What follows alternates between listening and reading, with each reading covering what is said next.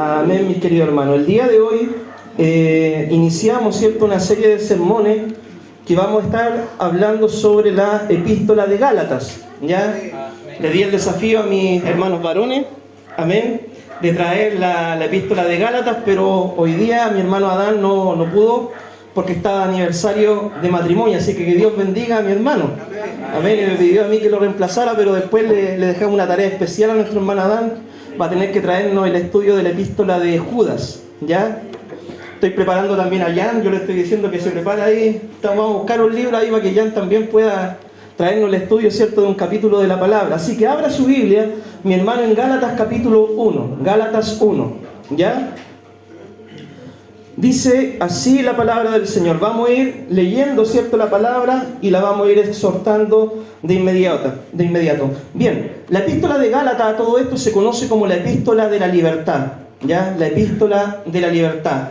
Así como Filipenses se conoce como la epístola del gozo, del regocijo, Gálatas se conoce como la epístola de la libertad. Dice así el versículo 1, Gálatas 1:1. Pablo, apóstol, no de hombres ni por hombre, sino por Jesucristo y por Dios el Padre, que lo resucitó de los muertos. Amén. Bien, mis queridos hermanos, el autor de esta carta, ¿cierto?, la carta de Gálatas, es el apóstol Pablo. Algunos creen, ¿cierto?, de que la epístola de Gálatas se escribió en el año 49 después de Cristo, siendo así la primera epístola, ¿cierto?, que escribió el apóstol Pablo. Para otros, ¿cierto?, la epístola de Gálatas se escribió allá por el año 55 o 56. ¿Por qué digo esto? Porque para algunos, ¿cierto?, Pablo escribió esta epístola de Gálatas al terminar su primer viaje misionero, ¿cierto? Pablo escribe de inmediato esta epístola antes del concilio de Jerusalén, que usted lo puede ver en el libro de los Hechos, capítulo 15, donde precisamente se trata el asunto de esta carta. Si acaso los gentiles, ¿cierto? Gentiles, queremos decir, personas no judías, ¿cierto? Personas paganas, como aprendíamos el otro día, tenían que guardar o no la ley de Moisés y las tradiciones para poder ser salvas y estar aceptos delante del Señor. Entonces en el concilio de Jerusalén se trata específicamente este tema. Bueno, esta teoría, ¿cierto?, responde a si nosotros consideramos, cuando la Biblia habla de los Gálatas, a la región del norte o a la región del sur. Y la verdad es que Pablo estuvo plantando iglesias en Galacia. Galacia es una región y la Biblia describe de que Pablo estuvo plantando estas iglesias en Galacia, en la parte del sur, ¿ya? Entonces lo más probable es que esta fue la primera epístola que escribió el apóstol Pablo en el año 49. El tema de la carta es la salvación por gracia mediante la fe. Ese es el tema de la carta de los Gálatas. Y ahí vamos a ir viendo, ¿cierto?, siguiendo los estudios, de que Pablo estaba totalmente asombrado, maravillado de que la iglesia de los Gálatas, ¿cierto?, tan pronto se hayan desviado del verdadero evangelio, el cual él les predicó, los discipuló y les enseñó que la salvación era por medio de lo que Cristo hizo en la cruz y no por medio, ¿cierto?, de guardar las tradiciones de Moisés o las tradiciones de los ancianos, ni tampoco por guardar la ley, ¿cierto?, en cuanto al aspecto ceremonial de la ley, ¿ya? Bien, Pablo, ¿cierto?, escribió a un grupo de iglesias en Galacia. Cuando la Biblia habla de los Gálatas, no era una iglesia, sino por decir una región que estaba compuesto por varias iglesias, ¿ya? La región de Galacia, habían varias iglesias a las que Pablo le escribe esta carta. El tema de la epístola. En esta epístola Pablo defiende que la salvación es solo por medio de la fe en Jesucristo y no por cumplir las leyes o las tradiciones judías. ¿Qué es lo que además estaba pasando, mis queridos hermanos? Algunos judaizantes, ya usted quizás va a escuchar esa palabra también más adelante, judaizantes eran aquellos que decían que aparte de la fe en Jesucristo había que guardar las tradiciones y la ley de Moisés. Estos judaizantes habían salido y estaban visitando iglesias gentiles y le decían: ustedes no pueden ser salvos si no se circuncidan, ¿ya? Ustedes no pueden ser salvos si ustedes no guardan el día sábado. Ustedes no pueden ser salvos, ¿cierto?, si no siguen las tradiciones de los ancianos, de lavarse las manos y todo eso. Bien, estos judaizantes o estos falsos maestros también estaban turbando a las iglesias de Galacia. Ellos habían salido sin ser ordenados. Ellos habían ido, ¿cierto?, a visitar esta iglesia llevando esas falsas doctrinas sin tener el permiso ni la autoridad de los apóstoles ni el respaldo de los apóstoles. Por esto fue necesario, ¿cierto?, en Hechos capítulo 15 habla que se formara un concilio y pudieran discutir este asunto.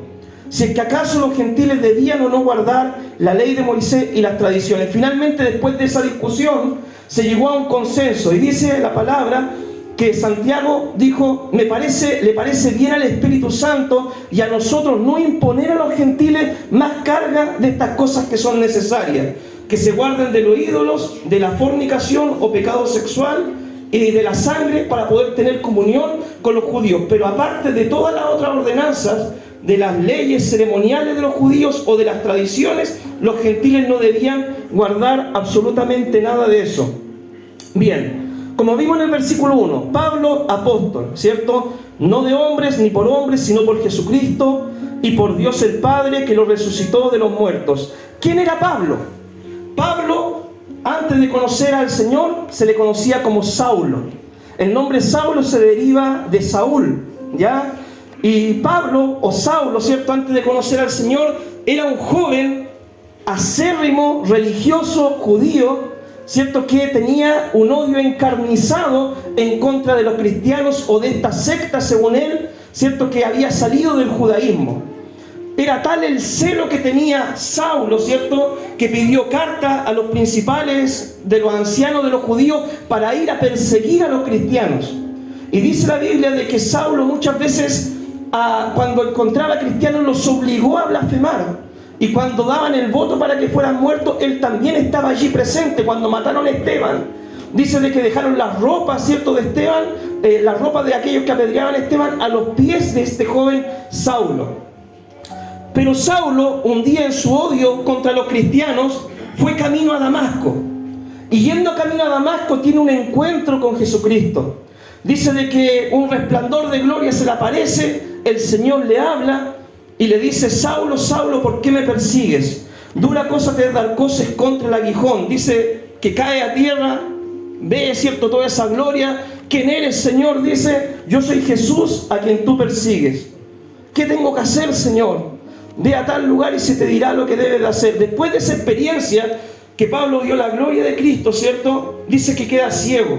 Y estuvo ciego un par de días, orando, en ayuno, en arrepentimiento, reconciliándose con Dios. Alguien, un cristiano llamado Ananías, recibe una revelación del Señor y le dice: anda a ungir a este, porque este me es instrumento escogido para llevarlo ante reyes, gobernadores, ante los gentiles, ¿cierto? Y yo le voy a mostrar cuánto le es necesario padecer por mi nombre. Ananías le dijo: pero Señor, ¿cómo voy a ir a ungir a Saulo? Si él es un enemigo de nosotros, tú sabes cuánto mal ha hecho. Ve, porque instrumento escogido es. Ananías va, le dice: hermano Pablo, hermano Saulo, el Cristo que se te apareció, Él me envió a ti, recibe la vista, bautízate, lava tus pecados invocando su nombre. A lo que Saulo, ¿cierto?, se bautiza. Después de ser ungido, se le caen como escamas de los ojos, empieza a ver y empieza de inmediato, hermano, a predicar el Evangelio del Señor Jesucristo, una vez bautizado y una vez, ¿cierto?, estando dentro de la fe en nuestro Señor. Pasó un tiempo y después Pablo, ¿cierto?, fue comisionado por la iglesia de Antioquía para ser apóstol, para ser un misionero, en otras palabras. Junto con Bernabé, el Espíritu Santo habla en un tiempo de oración y de ayuno y comisionan a Bernabé y a Saulo para que vayan a plantar iglesias, para que vayan a predicar el Evangelio. Y ahí comienza la trayectoria, ¿cierto?, el viaje ministerial de Saulo. En un versículo de la Biblia, la palabra de Dios dice de que este Saulo, el cual también es Pablo, y ahí hay un cambio, ¿cierto?, un cambio que Dios produce, un cambio de nombre que Dios produce en la vida de Saulo. Y Dios le cambia el nombre de Saulo por el nombre de Pablo. ¿Y sabe lo que significa Pablo? Pequeño. Eso significa Pablo, pequeño. ¿Ya? Aunque de pequeño el apóstol Pablo nos demostró que fue un tremendo siervo y hombre del Señor. Él no siendo parte del grupo de los 12. el no recibiendo el discipulado directo de Cristo, el no viendo quizás ninguno de los milagros, ¿cierto? Gracias, que hacía el Señor, él recibió un discipulado directo de la mano del Señor. Recibió el Evangelio, dice la Biblia, por revelación. Él se entregó por entero, ¿cierto?, a buscar del Señor, y Dios le fue revelando su voluntad y para que él pudiera predicar el Evangelio en diferentes lugares. ¿Qué es lo que hacían, hermanos, los apóstoles? Quizá usted tiene esa pregunta: ¿y qué es lo que es un apóstol? ¿Qué es lo que hacía un apóstol? ¿Cierto? La palabra apóstol, ¿cierto?, significa enviado con una misión. El Señor Jesucristo designó a 12 apóstoles, de esos 12 cayó uno, Judas Iscariote. En la iglesia primera, ¿cierto?, cuando antes que llegara el Espíritu Santo, se levanta Pedro y dice: es necesario reemplazar a Judas. Y ellos escogen a Matías para que fuera apóstol también juntamente con ellos. Y los apóstoles tenían la tarea, mi hermano, de visitar diferentes ciudades para plantar iglesias. Esa es la tarea de un apóstol. La tarea del apóstol es ir a diferentes ciudades donde Cristo no haya sido anunciado y ganar almas y plantar iglesia. Deja la iglesia establecida, deja a pastores en la iglesia local y después va a otra iglesia, a otro lugar, a plantar otra iglesia. Esa es la tarea, mis queridos hermanos, de los apóstoles. Y el Señor comisionó a Pablo para que hiciera esta tarea. Pablo en su vida plantó muchas iglesias. La iglesia de Corintio, ¿cierto?, es fruto de su trabajo, de su ministerio. Y diferentes iglesias el apóstol Pablo plantó, y a las cuales después le escribió cartas para saber cómo debían ser dirigidas estas iglesias. Una pregunta: ¿existen apóstoles en el día de hoy como Pablo? Pablo, hermano, recibió una comisión directa de parte del Señor, ¿ya? Directa. El Cristo resucitado se le apareció a Pablo y él recibió una comisión directa, como nadie más podría decir que la ha tenido, ¿ya? Ahora, lo que sí existe en este tiempo es un don misionero, un don apostólico de ir a plantar iglesias. Pero ninguna persona, ningún cristiano en su sano juicio podría decir: yo soy como el apóstol Pablo y yo tengo la misma autoridad de Pablo o de Pedro, ¿cierto?, o de Juan, porque ahí la persona caería en un orgullo, en un ego, ¿cierto?, en un sinsentido, ¿cierto?, en considerarse más, tener un más alto concepto de sí mismo que el que la persona debería tener. El don está, ¿ya? El trabajo está, el ministerio está, pero nadie puede decir: yo soy como Pablo, o yo soy como Pedro, o compararme con los grandes apóstoles que están en la palabra. Ellos fueron escogidos directamente por el Señor para cumplir una tarea y para escribir el Nuevo Testamento. Hoy en día, si usted me dice: pastor, Dios me reveló el Nuevo Testamento del Nuevo Testamento de la Biblia, yo le diría: hermano, te aconsejo que vaya a un psicólogo, que vaya a un psiquiatra, que tome una hora con el médico, mi querido hermano, y puedas conversar con un especialista, yo le diría, ¿ya? Porque nadie en su sano juicio haría eso. ¿Qué ejemplos, mis queridos hermanos, podemos sacar de la vida de Pablo? Pablo, mis queridos hermanos, no recibiendo un discipulado directo del Señor, por así decirlo, como lo tuvo Pedro, Juan, Santiago, sino que él lo recibió por revelación. En ese tiempo no estaba el Nuevo Testamento escrito. Había solamente el Antiguo Testamento, y Pablo, leyendo la palabra, orando, el Espíritu Santo le fue hablando y fue formando su visión teológica de cómo debía él predicar, servir al Señor y hacer la obra del ministerio. Pablo es un tremendo ejemplo, hermano, para nosotros en el día de hoy. Un ejemplo de sacrificio, de esfuerzo, de autonegación, de predicar, hermano, la palabra desinteresadamente. Podemos hablar muchas características positivas del apóstol Pablo. Un hombre que fue azotado, que lo apedrearon una vez, lo dejaron casi muerto. Un hombre que recibía persecución y no por eso se desanimaba. Iba a otra ciudad y seguía predicando, plantando iglesia. Estuvo de náufrago un tiempo, ¿cierto? Y hasta que llegó a una isla de Malta. Los soldados querían matar a los presos, pero por Pablo no lo hicieron. Hermano, Pablo tiene una historia pero tremenda. A todo esto, si usted quiere ver un poco la película de Pablo, hay una película muy buena, ¿cierto?, que salió ahora último, hace un tiempo atrás, que se llama Saulo de Tarso, me parece. Una película muy buena, muy recomendable. Pero Pablo es un ejemplo para nosotros en el día de hoy. Veamos los versículos 2 y 3. Dice: a todos los hermanos que están conmigo en las iglesias de Galacia Gracia y paz sean a vosotros de Dios el Padre y de nuestro Señor Jesucristo. El término gracia significa amor o regalo no merecido. Eso significa la palabra gracia. Cuando usted lea su Biblia y lea la gracia de Dios, ¿cierto? Es el favor de Dios, el regalo de Dios no merecido. Gracia. Paz. Nosotros podemos tener paz con Dios porque antes estábamos enemistados con Dios, ¿ya? Antes estábamos destituidos de la gloria de Dios, antes éramos enemigos del Señor por nuestro pecado, pero hoy tenemos gracia, tenemos favor de Dios y tenemos paz con Dios por medio de lo que Jesucristo hizo, ¿cierto?, en la cruz del Calvario para salvación nuestra. Veamos los versículos 4 y 5. El cual se dio a sí mismo por nuestros pecados, para librarnos del presente siglo malo, conforme a la voluntad de nuestro Dios y Padre, a quien sea la gloria por los siglos de los siglos. Amén. ¿Cierto? Acá dice la palabra, el cual se dio por nuestros pecados, Jesucristo. Cristo, mis queridos hermanos, murió en esa cruz para nuestra salvación. Dice la palabra de que el Padre cargó el pecado de toda la humanidad en su Hijo. Y Cristo en esa cruz murió por el pecado de todos los hombres, de todas las mujeres, de toda la humanidad. No murió solamente por algunos, o por otros, o por un pueblo, murió por toda la humanidad. De tal manera amó Dios a este mundo que ha dado la vida de su Hijo Jesucristo para que todo aquel que en él cree no se pierda, sino que pueda tener vida eterna. El sacrificio de Cristo, mi hermano, es el pago o la reconciliación del hombre para con Dios. En el Antiguo Testamento las personas llevaban animales para reconciliarse con Dios. En el Nuevo Testamento Cristo es el sacrificio que nos reconcilia con Dios nuestro Padre.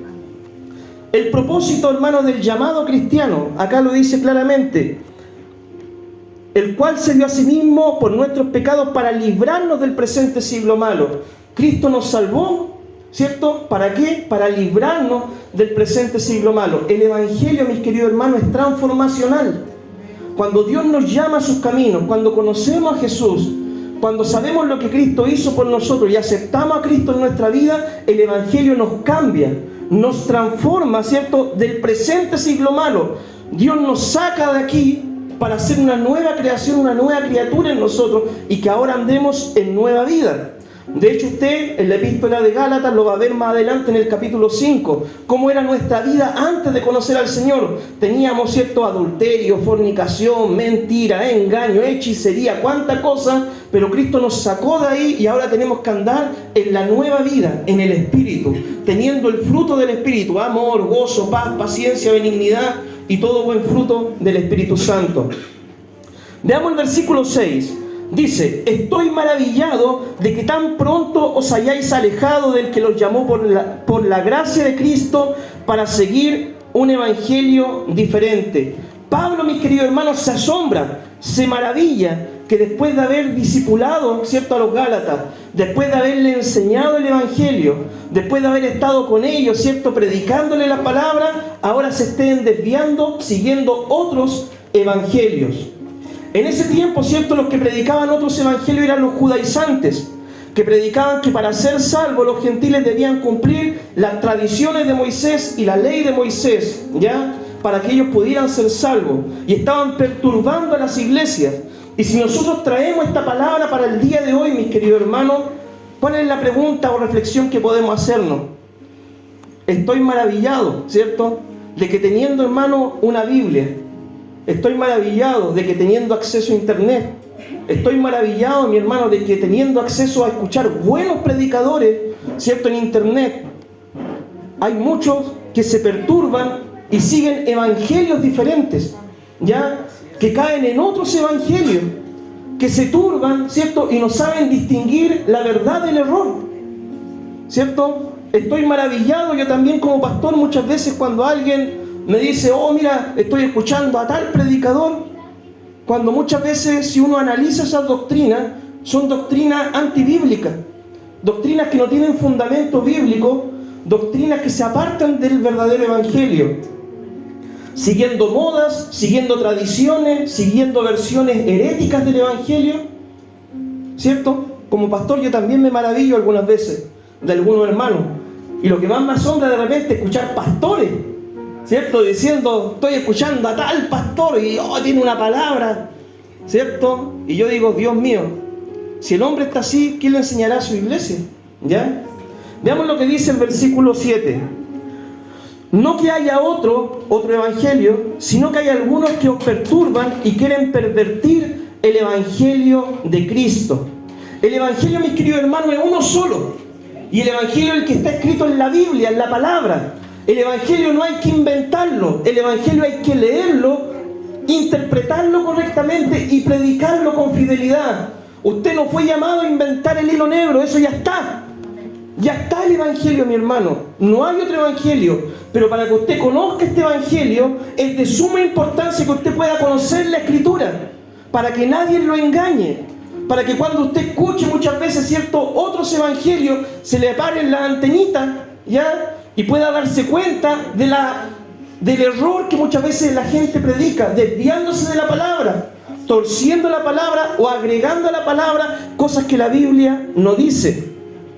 Es de suma importancia que leamos la palabra. En este tiempo, mi hermano, estaban empezando las sectas cristianas, pero hoy en día ya hay muchas sectas que están fundadas, están bien organizadas, ¿cierto? Y muchas veces hacen un tremendo trabajo de proselitismo, ¿cierto? Captando adeptos para sus falsas sectas. ¿Ya?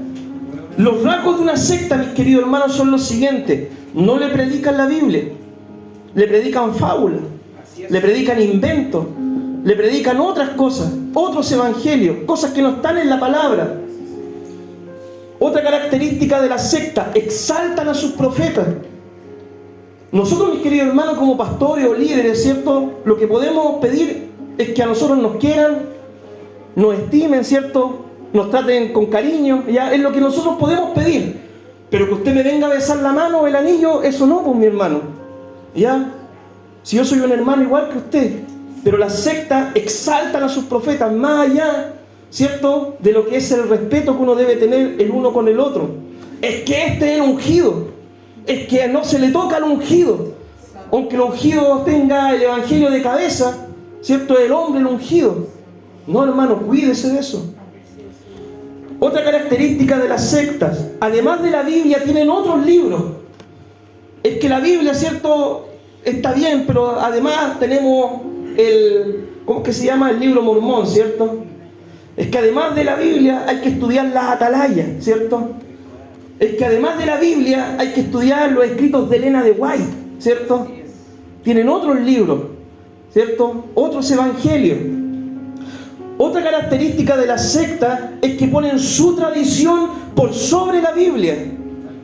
Es que nosotros tenemos la Biblia y nosotros, como el magisterio de la iglesia, podemos interpretar la escritura.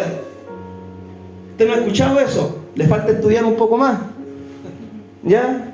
¿Por qué tenemos cardenales, sacerdotes, curas, si la Biblia no habla de eso? Es que nosotros somos el magisterio de la iglesia y podemos interpretar la Biblia y agregamos las tradiciones de la iglesia por sobre la Biblia. Y la Biblia, hermano, es clara. No podemos agregarle ni quitarle, no podemos interpretarla a nuestra manera. Debemos interpretarla de forma correcta, obviamente, viendo el contexto histórico, viendo la situación religiosa de la época, todo, y aplicarla en nuestro tiempo de una forma correcta.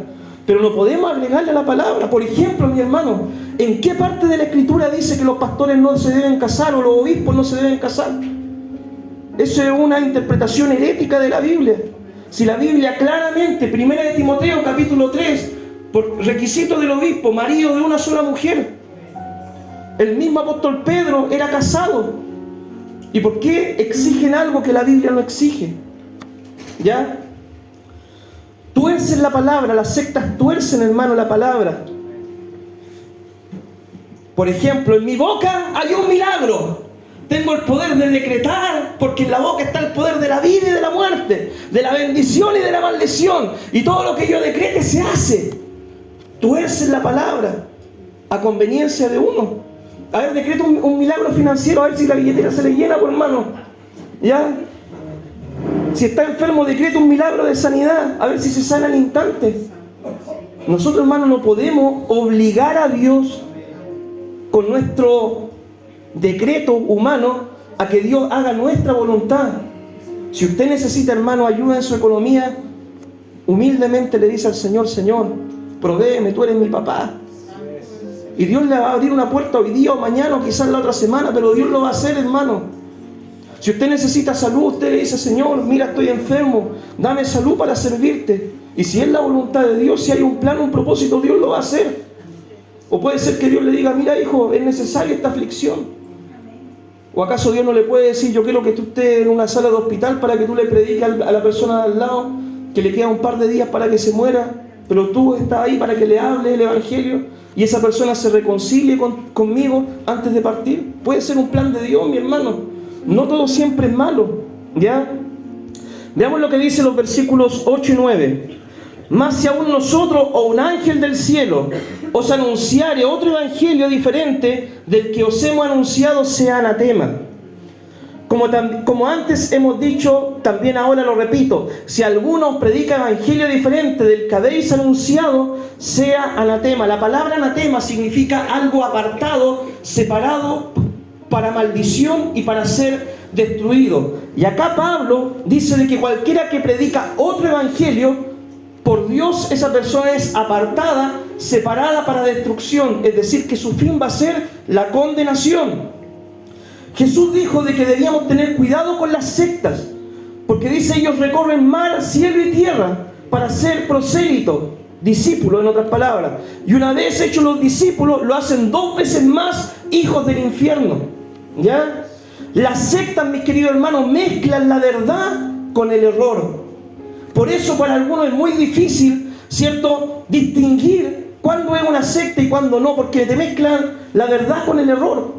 ¿Ya? Es como si tú tienes un agua mineral y esa agua mineral, ¿cierto?, tú le echas agua de la taza del baño, un poquito quizás no te va a dar ni cuenta, pero eso está infectado y cualquiera en su sano juicio no se lo tomaría.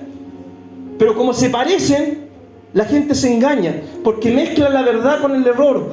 El éxito, hermano, ministerial, los milagros, las enseñanzas bonitas, las multitudes en un templo no son evidencia suficiente de que Dios respalda a esa persona.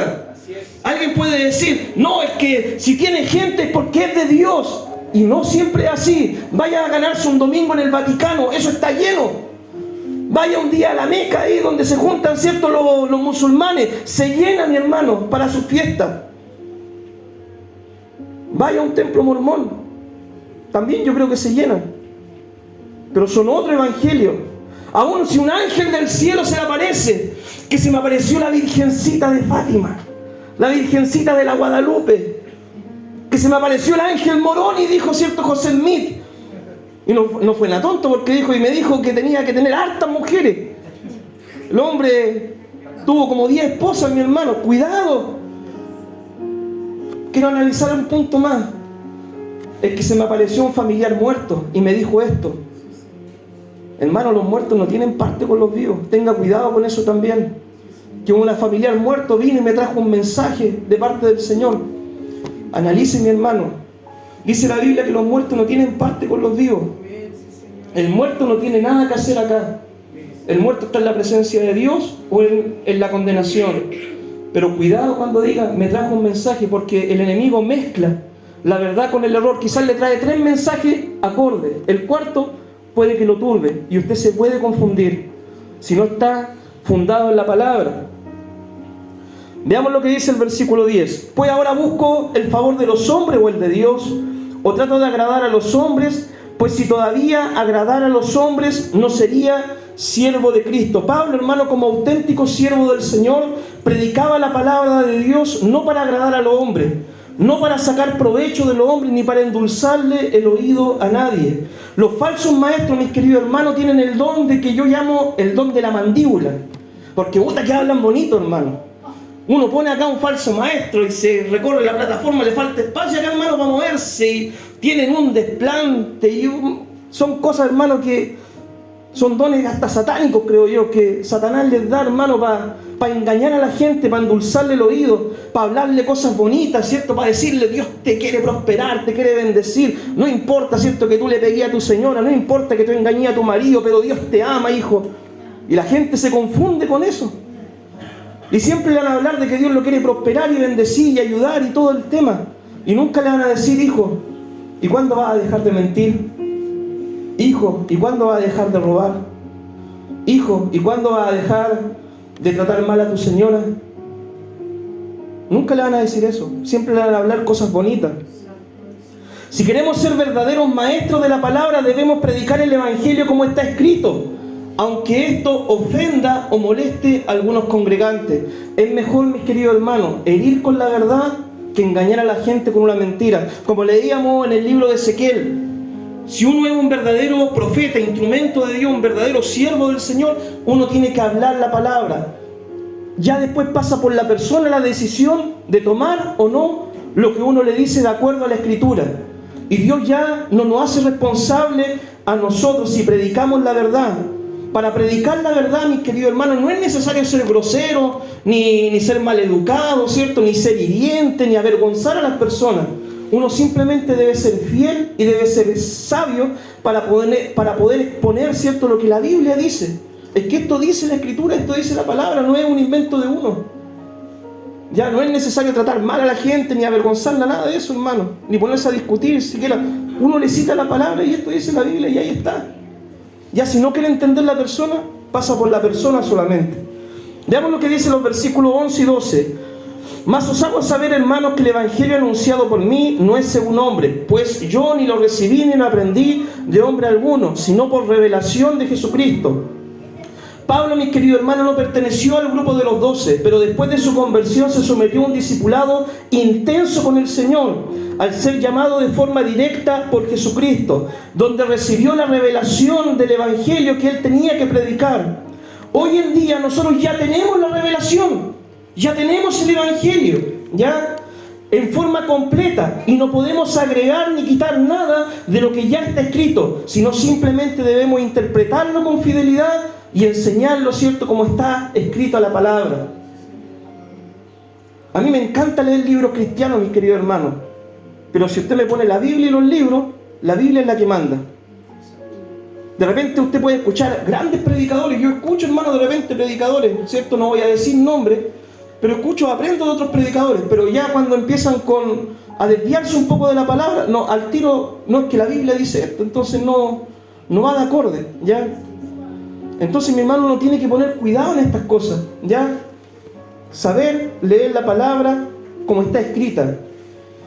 Veamos lo que dice el versículo 13-14. Porque ya habéis oído acerca de mi conducta en otro tiempo en el judaísmo, que perseguí en sobremanera la iglesia de Dios y la asolaba. Y en el judaísmo aventejaba a muchos de mis contemporáneos en mi nación, siendo mucho más celoso de las tradiciones de mis padres. Como dijimos, cierto, Pablo era, antes de conocer al Señor, era un joven celoso judío que perseguía a los cristianos. Tenía un celo por Dios, pero tenía un celo equivocado. Yo de repente digo, hoy Dios mío, si el Señor tocara esos mormones, Dios, yo les compro los zapatos para que salgan a predicar acá en la iglesia. Quizás tienen celo de Dios, hermano, yo no sé, pero predican herejías, predican cosas que no están basadas en la palabra, invento, hermano. El libro Mormón tiene muchas copias, muchas partes copiadas textualmente de la Biblia. No tiene fundamento histórico, bíblico, nada de eso. Es un invento, hermano. Mi hermano Jonathan, que está estudiando un poco ahora teología, ¿cierto?, se ha dado cuenta. Ellos creen en 3 cielos, 3 infiernos. Creen de que toda la gente al final va al cielo. Creen de que aquellos que son más buenos van a estar en un planeta con no sé cuántas mujeres, porque siempre hay mujeres, ¿cierto?, para los mormones, como nació así en poligamia eso. Entonces, mi hermano, quieren celo, pero en su celo predican herejía. Los testigos de Jehová, mi hermano, tienen celo capaz de andar en la calle predicando y todo el tema. ¿Usted sabía que los testigos de Jehová, por ejemplo, sus pastores, ellos no son pagados, hermano? Ellos no reciben salario por ser pastores. Los testigos de Jehová tienen celo de Dios, pero están profundamente errados. Por ejemplo, mis queridos hermanos, si un día ni Dios lo quiera, su hijo tiene un cáncer y necesita una transfusión de sangre, mi hermano, ellos prefieren que su hijo se muera a usted darle la transfusión de sangre. ¿Y qué dice la palabra de Dios, mi hermano? ¿Qué es lo que entregó Cristo en la cruz para salvarnos? Su sangre. ¿Cómo no entienden esas cosas básicas, hermano, del Evangelio? Cristo dio su vida para salvarnos.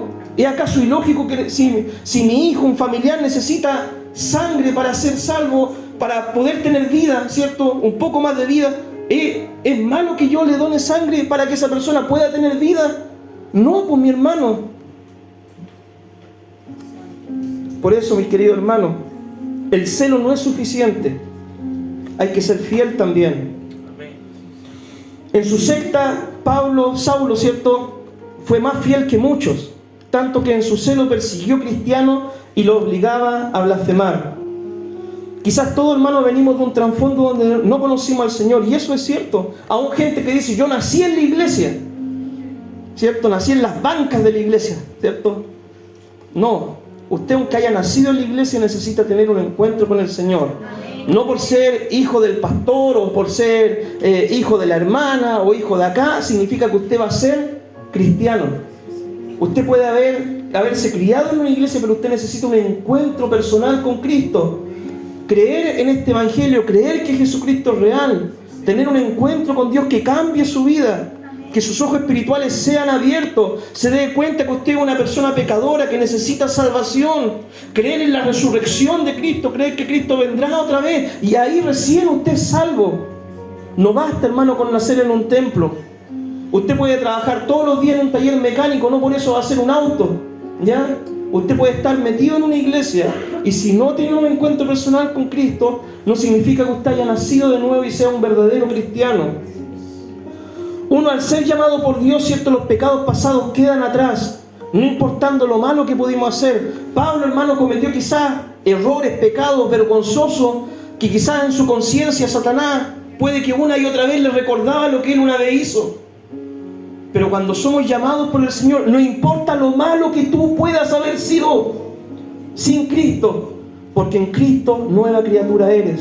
Las cosas viejas pasaron, he aquí todas son hechas nuevas. No importa, mis queridos hermanos, los errores que tú cometiste, no importa las faltas, los pecados que tú cometiste. Jesucristo en su ministerio, mi hermano, llamó gente que ejerció la prostitución, llamó a ladrones, llamó a estafadores.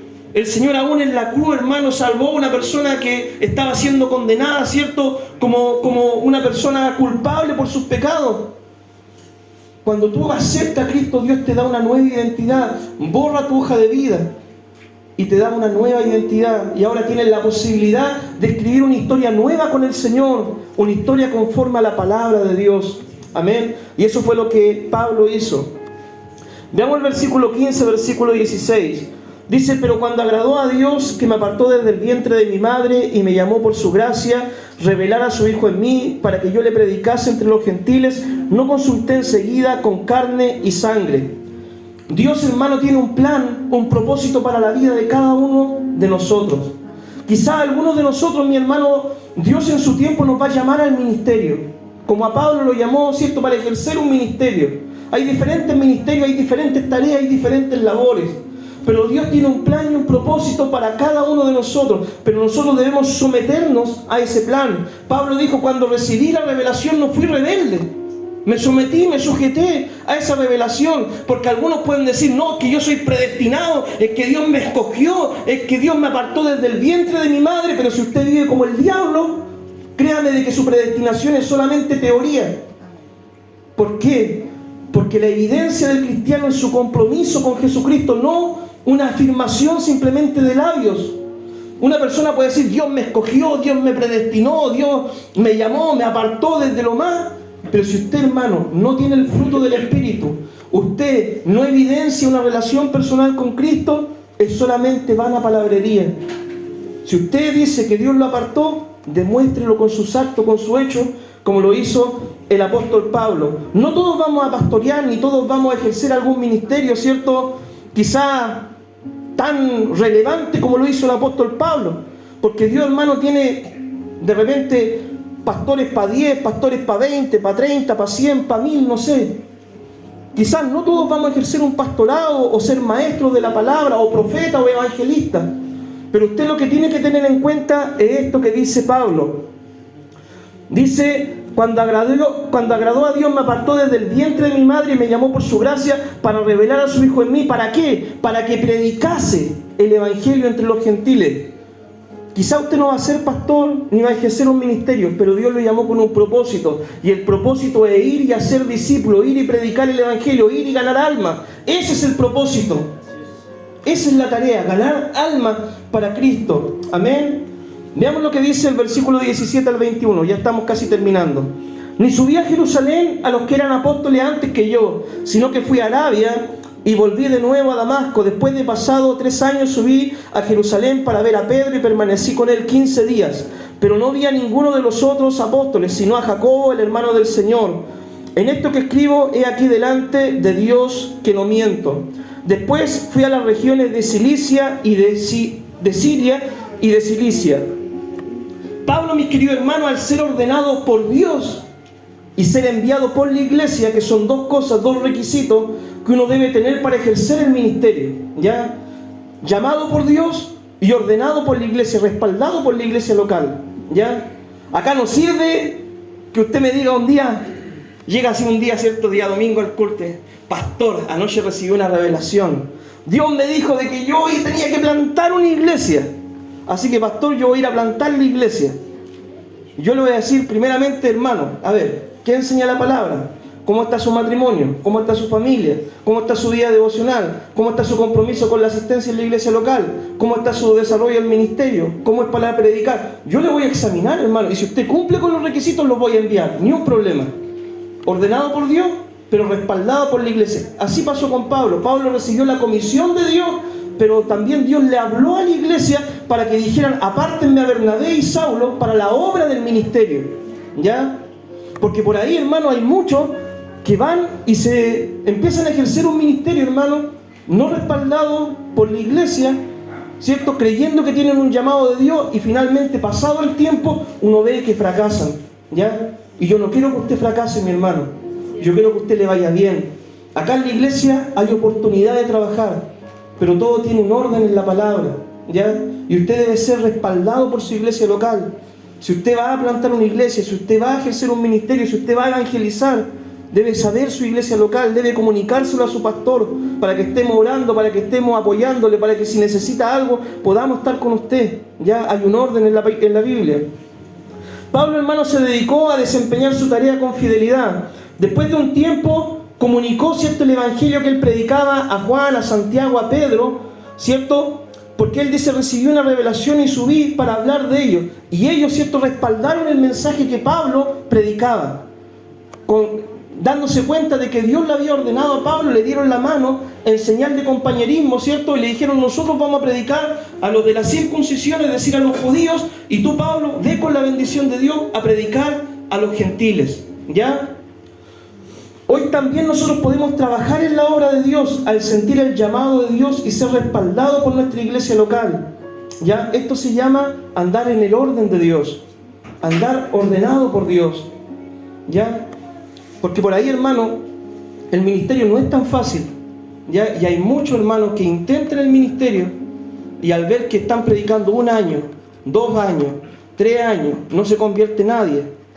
Muchos después creen que no tienen el llamado de Dios y fracasan. Por eso es necesario el respaldo de la iglesia local, ¿ya? No basta solamente con pasión, hay que tener formación, hay que tener disciplina, hay que tener estabilidad, ¿ya? Hay que tener todas esas cosas. No basta simplemente con el fuego de la pasión, ¿ya? Veamos lo que dice el versículo 22-24. Dice: y no era conocido de vista a las iglesias de Judea que eran en Cristo. Solamente oían decir: aquel que en otro tiempo nos perseguía, ahora predica la fe que en otro tiempo asolaba. Y glorificaban a Dios en mí. Pablo, mis queridos hermanos, no era conocido, dice, a las iglesias de Judea de vista. Es decir, oían muchas veces de un hombre que perseguía a la iglesia, que ahora predica el evangelio. Era solamente de oídas que lo conocían. Pero Pablo, mis queridos hermanos, nunca buscó ser popular. Él nunca, ¿cierto?, intentó ser famoso, ¿ya? Solo él se dedicó a una cosa: a predicar el evangelio con fidelidad. A eso se dedicó Pablo, a discipular, a enseñar, a predicar, a ganar almas con fidelidad. De hecho, la palabra de Dios dice de que Pablo, quizás, ¿cierto?, en una de sus epístolas dice: la presencia física, ¿cierto?, es menospreciable. La palabra, ¿cierto?, no es muy... es tosca la palabra.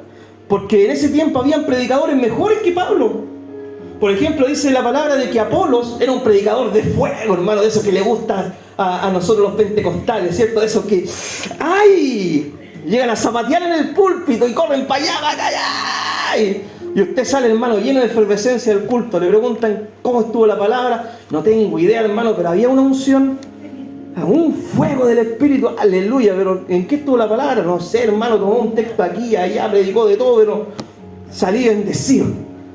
Y habían predicadores así, hermano. Apolo, un hombre de fuego, de pasión. Pero dice que Pablo no, Pablo era más calmadito para predicar. Más encima era larguero, ¿cierto? Porque Pablo dice un día estaba predicando, ¿cierto? Y predicando, alargó su sermón hasta la medianoche, dice. Y de repente hay uno durmiendo, ¿cierto? Y dice que se cayó del tercer piso. Entonces a mí, hermano, que se me duerman acá en el templo, de repente no, si a Pablo le pasó, es una honra para uno, ¿sí o no? Que de repente haya uno ahí durmiendo, ¿cierto? ¿Qué le va a decir uno al Señor? Que descanse en el Señor nomás, ¿cierto? Entonces, si a Pablo le pasó, bueno, pero Pablo predicó con fidelidad. La fidelidad a Dios, su ejemplo, su dedicación a la obra, su pasión, lo hicieron ser el apóstol más eficaz en el ministerio y uno de los más usados. Y todo esto, mi hermano, para la gloria del Señor. Amén. Pablo, hermano, pasó a la historia como ser un ejemplo para nosotros, uno de los apóstoles más usados por el Señor. Que Dios, hermano, nos dé la integridad de José. Que el Señor, mi hermano, nos dé el corazón de David. Que el Señor, mi hermano, nos dé la pasión que tenía el apóstol Pablo y que siempre podamos imitar el ejemplo de nuestro Señor Jesucristo. Amén. Que Dios les bendiga. Oramos al Señor. Padre, te damos gracias por este tiempo de enseñanza. Te damos gracias, Señor, porque hemos comenzado este tiempo de estudio, Señor, de la epístola de Gálatas.